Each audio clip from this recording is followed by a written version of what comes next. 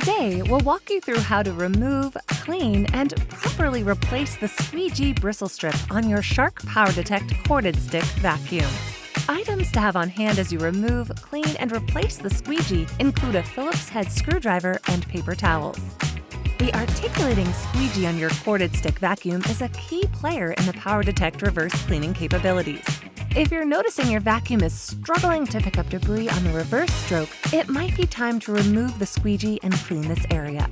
To remove, start by unplugging and disassembling your vacuum. Remove the nozzle by stepping on the foot pedal and pulling up on the hand vac. Take the floor nozzle and turn it over. Locate the Squeegee Bristle strip. You will notice there are 4 Phillips head screws that need to be removed. Be sure to keep them in a safe place. You will need them later. With the screws removed, grab the fabric flaps on either side of the squeegee and pull up.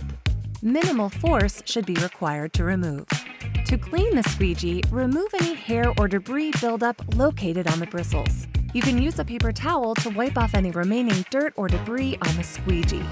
To clean the squeegee cavity, first remove any hair or debris buildup. Then take a paper towel and wipe the entire surface of the cavity. To replace the squeegee, ensure the bristles are facing up.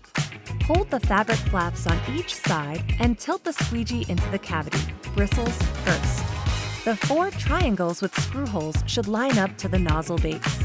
Make sure the squeegee is flush with the nozzle base before securing. Once the squeegee has been properly inserted, fasten it in place with the screws. If you're looking for more cleaning tips or have additional questions, visit our support site. And don't forget to subscribe to our YouTube channel for more guides.